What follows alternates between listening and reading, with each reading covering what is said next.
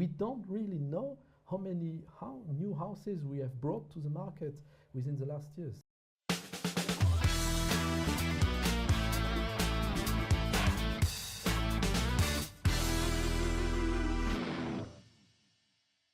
Today, I have the pleasure to welcome in the studio Vincent Hein, who is the director of Fondation IDEA. Welcome.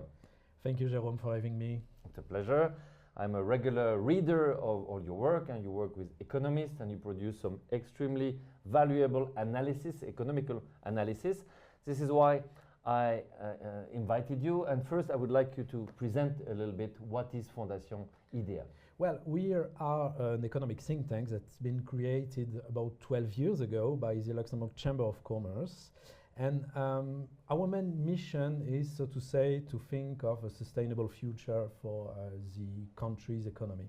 To do that, we have three main missions. The first one, it's quite important actually, is to identify what are the main challenges of our economy. The second mission we have is, of course, as you mentioned it, to produce economic analysis, rigorous studies, and including recommendation towards public decision makers. And the next step, after we've achieved that, is to put everything into the public debate. So we try to participate into public debate, which is very important to us as well. So to do so, we are a team of 5 economists, so it's quite moderate size, I have to say, regarding the huge challenges we have here in the country. And we go through topics that are quite wide, like public finances, economic diversifications, everything that's linked to transformations in the labor market, just to mention a few of them. Pensions. Pension, it was one of the hot topics last year, and it may remain a hot topic, I have to say. Yeah, nothing is really solved yet. So how do you analyze the economy of Luxembourg? We just had the budget 2026. We saw that for the first time it's going to be a negative budget. Which are your main takeaways from the economy right now? Well, first, it has not been 4 years that Luxembourg is in a period of zero or near zero growth. It's important to say that because we went through the 2008 financial crisis, through the Eurozone crisis, through the COVID crisis, without too much damage, actually. True. But the crisis that followed the outbreak in the war in Ukraine, with inflation, rising interest rates, well, this one seems to have affected Luxembourg more significantly. So when I look at the main indicators at the end of last year and beginning of this year, we are seeing some signals that suggest that we may be entering a small recovery phase.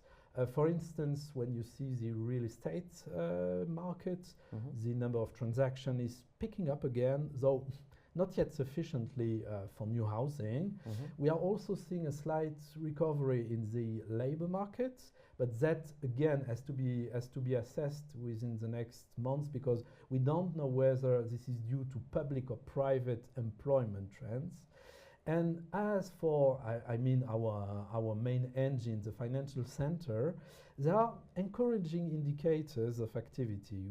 When you look at banking results last year, investment funds attractivity, and the insurance sector, we see some good points. So in a few words, we could be at the end of the downturn, but the question would be whether it would be more a 1 or 2% growth, or if we are able to grow again at more interesting rates, like 4 or 5%, like in the past.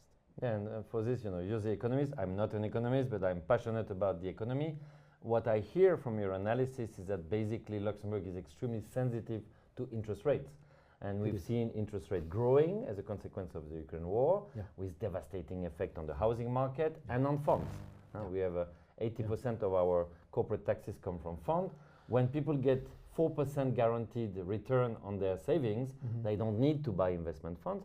So is this not a sign that basically today Luxembourg's economy is highly dependent on interest rates? Yeah, actually, we are often asked why we had this slowdown in 23, 24, 25, and actually it was quite one of the reasons. It's one of my hypotheses, is that we have underestimated the weight of the real estate sector within our economic growth.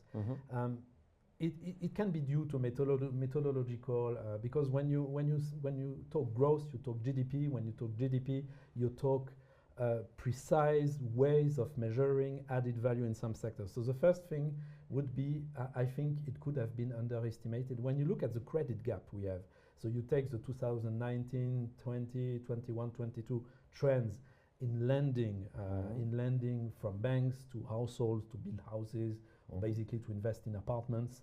And if you look at the figures in 22, 23, 24, 25, the gap is a gap of more than 10 billion euros. So if you compare it to the GDP of the country, which is around 90 billion euros, so money that is not lended.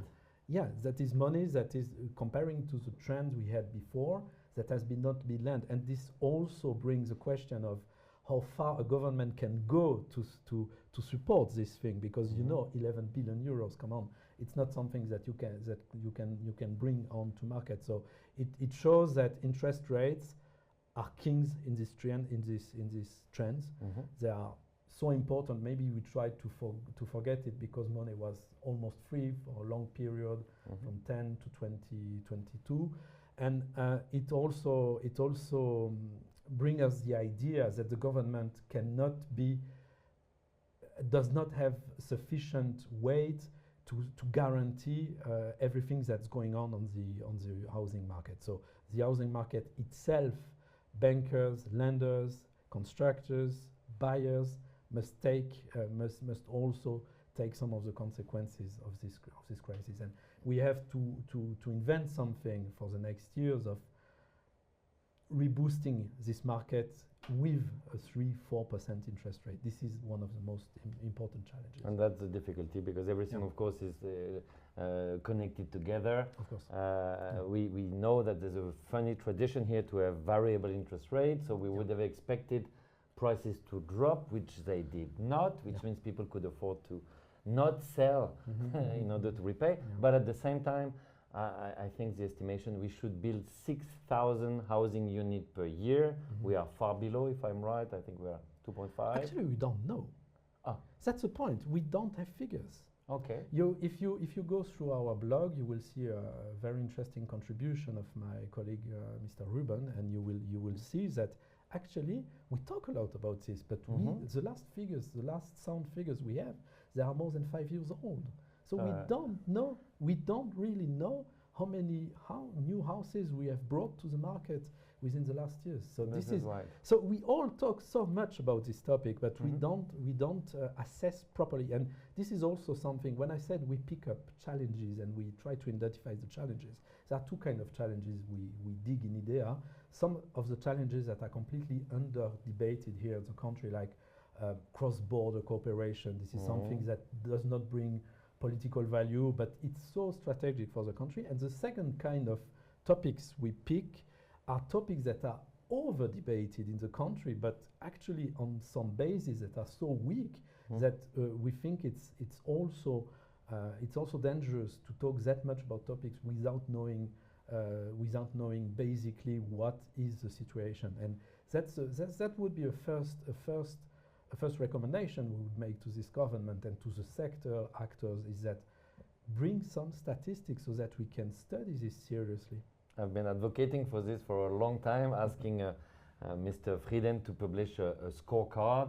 I know that KPI cannot solve everything, but at least we should all know from Mr. Maisch how many housing units have been produced in 2025. And I think every ministry should have publicly a few simple KPIs. I often talk about CSSF. We should know how many new licenses are given. Just very simple things. And there's a very high resistance in the public sector in Luxembourg. We know why. There's this confusion between KPIs and evaluations, which is a totally different topic, because evaluation is the process of meeting your boss once a year to know if you've been productive. Everything is mixed by unions. The resistance is huge, and we don't have any accountability in our public sector. So if we look in the future, which risks and opportunities do you see for Luxembourg's economy? Yeah, well, I will get back to this. It's not really related to the outlook situation. The first risk, in my view, concerns public finances. We must recognize, I mean, I don't think that everyone is aware of how extensively public spending has been used over the past 5 years to avoid a recession here in Luxembourg. I mean, we talk a lot about France, or it's going into debt, etc. But we did not build that much debt, but still, the public intervention was huge. And one of the risks I see is that we fail to understand that the state will not be able to support everyone so broadly and indefinitely as it does today. If we cannot clearly explain that public spending will need to slow down in the medium term, and when I mean public spending, I also mean fiscal spending, we must face a long-term risk, which is we will lose our fiscal rule for maneuver. And this is a long-term risk because it could prevent us from investing in the future. We have to spend less and invest more. I mean, when you see the challenges, AI, defense, energy transition, we need room for maneuver, and we are killing it right now. The second risk, of course, I have to say it for the record, is the occurrence of a financial crisis. We talked about interest rates. I mean, we are also related to the global trend in the financial markets. So this would be the main risk I see. And it's not if, it's when. I mean, we've seen the market, we've seen gold, all of these indicators. I'm not a professional of finance. They look like something is cooking. I must not advance myself on that. I just say it for the record. The risk is there, and the relationship between the trends in markets and our specialization, of course, is huge. So it has to be taken into account. Exactly. And on the opportunity side? Well, there are many opportunities. One that we should work on this year may not sound that, may not be the first one come to mind, but I think we have an opportunity here to build a strategy for defense and industrial and technological base in Luxembourg. It may be challenging, of course, but we do have certain strengths. We have an existing space sector. We have many stakeholders in this broad field of data sovereignty, so to say, to put everything in the same basket, which is actually, of course, more diversified than this. And we have this saving and investment union project that could add opportunities to that. So if we pull all together and if we seize opportunities as first movers or early adopters in this field, we could regain momentum. And I think for Luxembourg, it is not something that is quite impossible to make it happen. Yeah, I share your point of view that I think there is a bright future. We do see some analysis and requests which sound unreasonable from the union side. Maybe people became complacent. But I also meet a lot of entrepreneurs who are discovering Luxembourg, happy to see a small country where you can quickly access decision makers. So I'm like you, I'm very optimistic that there is a future out there, but we need to reform and we need to make everything more accountable. So thank you very much for your time. Thank you. And I'll keep on reading the productions of Fondation IDEA. Please do idea.lu. Thank you very much.